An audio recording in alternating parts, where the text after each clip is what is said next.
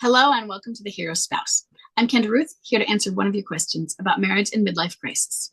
Today we have an anonymous female left behind and forward-moving spouse with a bomb drop of June 14th, 2023 and a date of marriage of 2000. She has a clinging boomerang who is a high-energy replay. She says, it's been 18 months since bomb drop. My husband left the house in September of 2023, but he never officially left. He didn't pack his things. And he comes back and forth between his friend's house and our house a few times a week because he works nights. I explained to him that this is not working for me. Either he's at home or he's at his friend's house. He needs to be at one or the other. He just stayed quiet when I said that. I think he feels that he pays the rent, so he should be able to come and go as he pleases. Between last September and October, things were looking up, and he said he wanted to make things work, and he wanted to take it slowly. I agreed. We celebrated our 24th anniversary in November, and we spent the holidays together. Fast forward to New Year's Eve. He stated that he's on the cusp. Then next day, he said that he's going through a rough patch. He's confused, and I'm aggravated. The emotional ups and downs are draining. One minute he's in my face in love, and the next minute he pulls back. Is he still in replay? Should I tell him to leave? I'm trying to remember that this is a midlife crisis, and then I pull back. Yeah, this is still escape and avoid. Yeah, definitely. So 1 minute he's in your face, next he pulls back. This is classic clinging boomerang cycling. This is what they do, and you have an extreme clinger that has come and gone multiple times. He not only comes and goes, he's tried to come home and do the reconcile. I'm home, I want to work on it. And then back to the friend's house, or living halfway in, halfway out. Sort of cake eating, almost cake eating. We don't know about an alienator, but they're not really there. Using the house as, well, maybe the friends as the bedroom, and the house is as the house, or maybe sometimes it's the other way around. So he just hasn't changed, other than he sleeps somewhere else, unless he's not sleeping somewhere else. Yeah, classic clinging boomerang. Okay, and for those of you who have the clinging boomerang that doesn't do that, it's okay. They don't all do that either, and that's a blessing that they don't do that. Mine did this. He didn't live at one place and then the other, one place and then the other, all in the same time as a friend. He moved home 8 times, but he lived with the alienator. So it wasn't that kind of the back and forth where he could just walk from one place to the other type of thing, or just drive back and forth, because she was not a friend. So first, hold on. So yeah, he pays rent. Too bad. You're the tenant. You're the tenant in that house. So the house is your boundary.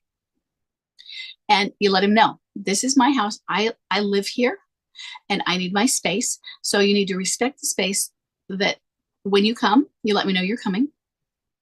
And I might say, I'm not available. I can't take company right now. And I don't want you to be hurt by that, but I'm busy, or I just need to do things. Or I don't want company, I want space. And I prefer a call, or maybe we should have something planned. And when you come over, knock, especially if it is an unexpected call. If you are coming over and I know you're coming, at least knock before opening, at the very least. Okay. That's what we do, say, when you know how sometimes maybe, not everybody does this, but you go to your grandparents' house or your parents' house when you're adults and you walk right in. Maybe it's the house you grew up in. Some people still do that. Or you knock and then you walk in. Hey, I'm here. So you don't freak them out. Knock first, then walk in. But don't just barge into a house where the person inside doesn't expect somebody to be barging in. That can freak them out, and it's disrespectful, and you're the tenant. Okay, and you need to set that boundary with him, and you explain it kindly, not as though he's doing something wrong. If he continues to do it as a disrespect, then he's being disrespectful. For right now, it might seem obvious to those of us not in MLC, but he doesn't get it, does he? Okay. So next, you don't get some of it either. You're saying, well, he came home. He said he wanted to make things work and take it slowly. That was around, I'm saying about, what was it, 14 months or so? Maybe 14, 15-month mark. And I did see that at that point, you had gone back to understanding midlife crisis and reviewed it. I don't see how you reviewed it. I just saw that you logged back in at my recommendation. Good. But so you know that MLC takes 3 to upwards of 7 years. And yet you've now been in 18 months and then 15 months or 14, 15 months, whatever. So nowhere near. Okay, we're through and we're ready for reconciliation, right? Now, I had this too. But what I want you to work on is when he comes home right now during this period before the 3-year mark, and he says, okay, I'd like to work on it. Okay, that's great, hon. I'd love to have you home if you would, okay? Or if you're accepting him home, maybe you'd love to have him, but you know it's not right, and so you're going to say no. But let's say you're going to let him move home. Okay, how are we going to manage this? I want you to, maybe you need to say, okay, there's a therapy boundary. But let's say that's not it. Okay, I'd love to have you home. I don't want you. Now, you're not telling him this right now. To get, oh, yay, he's coming home. Oh, yay. That means it's over. Oh, yay, it might be over. I don't even want that. I want you going, okay, hon.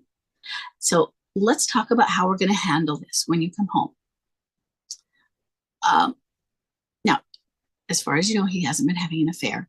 So you don't need to do some of the things I did, is no bed hopping. So, maybe you should sleep on the couch for a while or the van. Having a transition house was the ideal goal. We didn't have that. So how is this going to work? He can go straight to the bedroom if that's fine. No problem there. And it's up to you anyway.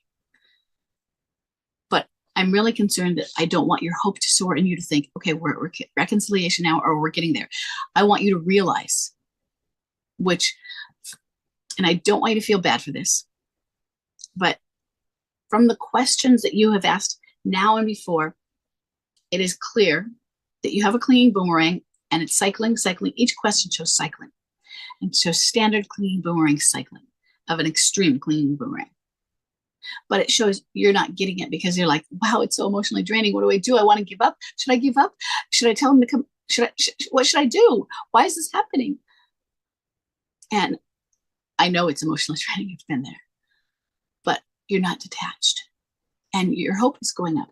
You're like, okay, it's going so well. We had the holidays together. Yeah.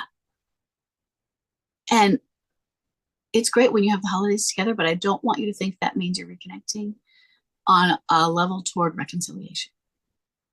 Okay? When you have a clinging boomerang, so there are touch and goes and reconnections, and a reconnection, in many ways, it's just a longer touch and go. And if you have a clinging boomerang, especially on the extreme level, everything feels like a reconnection. In other words, touch and goes are always long. They touch, they don't go. So it's all kind of like feels that way. Okay. So you might always feel that way, and the coming homes are a bigger kind of reconnection. Okay. So you might always feel like you're in this cycle of reconnecting, but it's not at reconciliation. You are not on the trend line of that towards, yeah, we are there yet. He still doesn't know what he wants. He is changing his mind constantly. And I want you to understand that, and understand that today I want to come home and I'd like to work on it slowly. And tomorrow morning, he is absolutely scared out of his mind. And he's changed his mind about whether to stay or go multiple times. And just that changing your mind, should I stay, should I go? What does that do to a person? First thing, it's insane, right? So now you realize, you being the person that you are, so I'm talking about him, realizes, I have changed my mind about staying in a home, not about whether I should eat a hamburger or not about something minor, about a major decision multiple times. And not only in my head, but sometimes I've shown people. I mean, I've actually moved back and forth. What's wrong with me? It's like you're watching yourself and feeling yourself go insane while being aware of it. Now, how scary is that? I mean, wouldn't it be easier to go insane? Well, you're just like, at least you don't know it. Everyone else can tell, but you don't know. Kind of like when somebody has Alzheimer's, but at least they don't notice. Isn't it sweet?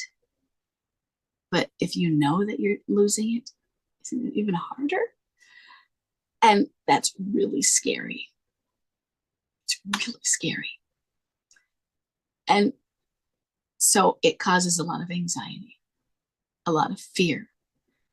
It can also cause a lot of anger because now you're asking questions, you're coming in and they're already scared. So can you just get out of my way and just stop asking me these questions? Because they're trying to process and think it through, and they don't want you to figure it out either. I don't want them to figure out that I'm going insane, or I don't want them to figure out that I've changed my mind multiple times. And it's a buzzing in your head that won't go away. And that's what incessant questions do, but that's just how it feels. And all the pressure on them. You have this hope, and you have this pressure. They can't handle that. And so they cycle and they cycle and they cycle. They can't keep going, and they keep changing their mind. This is without an alienator even. Whereas my husband did that, but he had an alienator on the other end of that, pulling him back too. So that's why he's on the cusp. And then the next day he said it's a rough patch, and he's confused, and you're aggravated. The emotional ups and downs, okay? And then emotional ups and downs, what does that mean? It means you're not detached. You said it directly. Detachment is about emotional up and downing with them. Or you could go up when they're down and they down when you're up. But either way, it is linked. Something they do creates something that you do. Okay? That's attachment. You are attached. You are not detached. And so you need to work on your detachment. And that is going to get a lot better with separation. And when I say separation, I just mean with you being more separate. I'm not saying marital separation. I'm not making it a legal thing, even an official thing. I'm just saying when he's not around as much. Okay. And I had a strict no contact order much later than you are now. But eventually we got to a strict no contact order. But that was because there was an alienator. You have to figure out what you can handle. But you do need more distance, more time apart, where he really is on limited contact, to the point where you could have you know what? I need you to if you don't live here, you don't live here. And I can tell that when you're on the fence about it and you're uncertain, you're going to come here and then you're going to change your mind and go away, even though you're not sure. And so you just need to go. And that doesn't mean the door is shut. I'm you telling him that. So you're reassuring him of that, okay? Reassure him. It's not forever. It does not have to be, but right now. So when I say you have to go, it doesn't mean if you get off that fence from here, it doesn't mean that's forever. So what we're doing is you're going to reassure him if he shows the need for reassurance. like says worries about it, or I'm ruining our marriage, or, you need to believe in me, uses any of those kind of phrases. You're going to tell them you're going to put your marriage in a box. You're going to put it up on the shelf, and you're going to preserve it because you are not saving your marriage right now. Because marriage isn't going to be saved when two of you can't work on it together and won't work on it together and don't have the capacity. And he does not right now have that. He himself is too broken. And then you reassure him that's okay. You put that empathy into the that's okay. That's okay. Because what I'm doing is I want to give you the time to figure this out and work on yourself and help yourself. Because I can see, I can feel that you are struggling. And you need to figure that out. And you can't figure that out when you're trying to figure us out. Us requires you to have figured you out, actually. You can't figure us out and then figure you out later. It just doesn't work that way. Two whole people make an us. It's not two halves and they complete each other. No, that's a lovely thing that people say, oh, he completes me. No, you complement each other. You do not complete each other. You both need to be complete beings, and then you come together. And he's not that yet. He is not complete. And right now, attached to him, you're not either.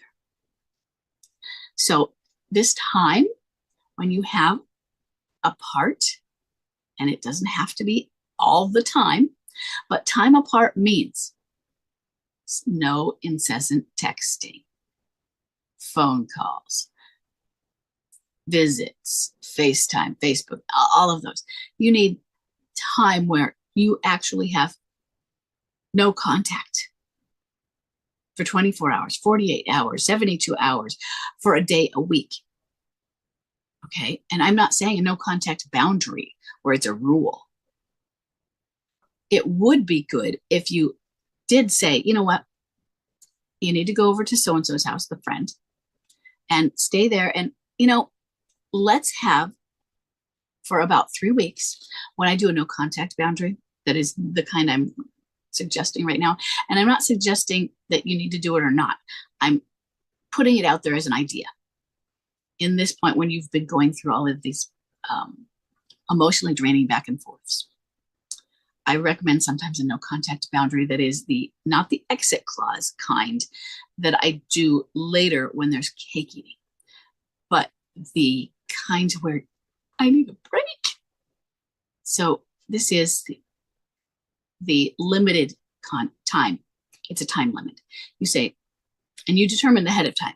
So you don't say, 3 to 4 weeks. You say, contact me again in 3 weeks. Or you say in 6 weeks. Don't go more than 6. On these ones, I prefer 3. I don't prefer, as the minimum, but you can go to 2. And then and then you reassure. It's not because I don't want to see you. It's not because I'm upset at you. I think, at the beginning of this, both of us just need some time and space. And I know it's going to be hard for both of us. It's okay. So at the end of it, and right now, when I'm doing this, I'm imagining holding both his hands. We're there. We're there for each other. It doesn't mean we move back in and jump into things. But at that time, I know that 3 weeks, I'm going to use it. I'm going to use it to work on me and to heal and to help quiet the anxiety that has been in me, because I've been worried about you. I've been worried about us and all of your emotions. I've been going like this with them, and you've been going like this with them, and you've probably been going like this with my emotions.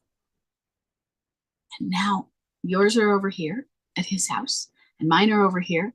And maybe if we can't see each other's emotions for a while, we can at least live inside our own emotions. Let's try not to imagine each other's emotions. Okay. But what that means is this no contact thing, it means no texting, only emergencies. It means no phone calls. It means none of that. Okay. And so I do recommend something like that. It doesn't have to be this week. It could be, you could even say, not now, but starting on this date to this date. Great if there was a retreat or a vacation that somebody was going on a little cruise or to a retreat someplace, but too ideal. I think that kind of space helps with the detachment. It is amazing how much it helps with detachment, and probably even more amazing how much it helps with detachment when you already have the reassurance that the person is still there. When you have the fear that they haven't contacted me and I don't know why, but you've reassured each other ahead of time, or you've reassured him, and you're the one who sent him away in this one. I don't know why. It's not there. I'm here for you.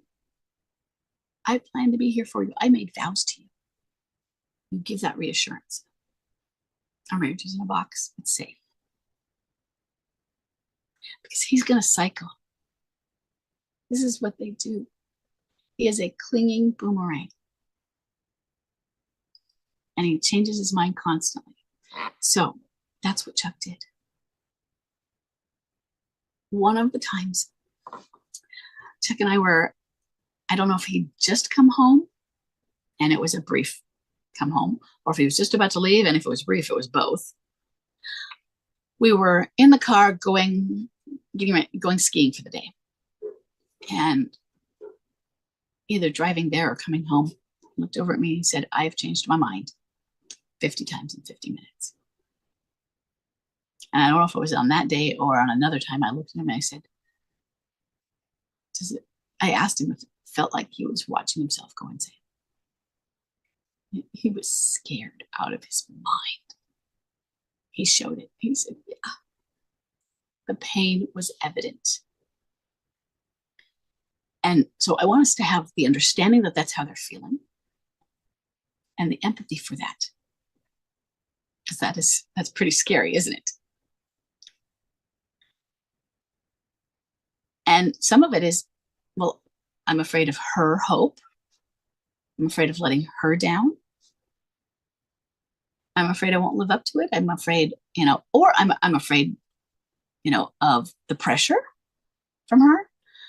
I'm afraid that I'll get sucked back in and we fall back to old patterns. I'm afraid of the anger I saw from her. I'm afraid of scorned woman. I'm afraid, that I've been so mean. What's she going to do back? The vengeance.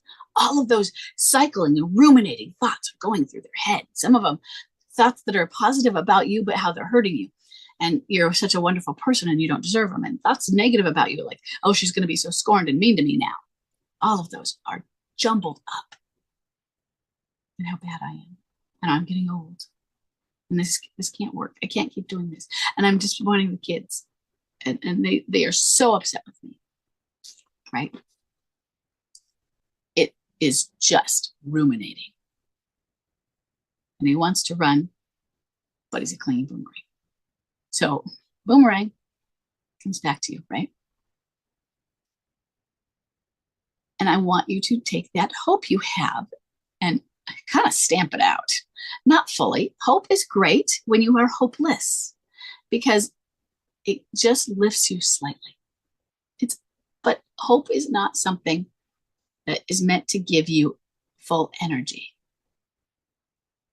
Because you get an MLCer that comes home prematurely, before it's ready, and you don't know. So Chuck came home multiple times, but most of those I knew, well, this isn't it. So I have an at-home MLC instead. I didn't think, okay, yeah, we're ready. He's returned. We are on our way to the end now. No. I had an at-home MLC till he went away again, and then I had it going away, at home, going away, at home, back and forth. And so that's what I want you to understand is you have an at-home MLCer. You have an MLC who's gone. at home, gone. Not, well, you know what? Great, we're working on our marriage. You're not. You're preserving your marriage, but you're working on yourselves. And right now, that is how you work on it, because you work on it by preserving it right now. The repairing of the marriage comes later. The not destroying the marriage is what you're doing now. You're setting it over there. Because there are things that if you had expectations, such as when he comes home and you're like, we're working on our marriage, that puts an expectation in it that you disappointed me. I thought better of you. I can't do this anymore, but you said you were going to do this, and I trusted you. You trusted an MLCer. And I'm not even talking about infidelity, because you might not have that going on. Okay. You trusted an MLCer, and he doesn't have that capacity. And I don't even mean in the way those who are cheating and lying, being deceitful. I just mean in he doesn't, it's somebody who is depressed, doesn't have the capacity for lifting themselves enough and to figure it out yet. They're working through it. But, you know, you don't skip steps. If there are 10 steps, you don't go from step 1 to step 8. You have to go through each step, and each one builds on the next one. And so you have to let him do that. And clinging boomerangs, they come back. So they're trying to skip those steps, and then they fall back into them. Okay. So that's what I want you to reassure yourself. This is going to be okay. And yeah, it's emotionally draining, but you're keeping yourself in the emotional cycle. You are keeping yourself attached. This is a midlife crisis. He needs to go over there with reassurance that you are still here. And outside of a specific no contact where you say limited contact, you know, with it that lasts 3 weeks or something. Outside of that, you can say, you know what? You live there, I live here. That's fine. But why don't we, for the reassurance, if he wants to or is willing or he needs it, why don't we meet every Sunday for coffee? Or you can have something that is consistent if he needs that. It's okay. Every, Tuesday, we do this. That can help with the reassurance as well and add consistency to it. And consistency can feel like security. They don't all want that because they're up and down. But sometimes that will help as well. Okay. You just need to work on your detachment though. While you're not detached, it's going to be crazy making and insane. So that needs to be your focus. And it's really, I want to say not going to work, but it's going to be a big challenge if you don't get some level of greater distance and separation, to the point that the probability of you getting detached is much lower without that. Okay. Sorry, but it just is. You've got to get it. Okay. So I hope this is helpful, and I will see everybody in the next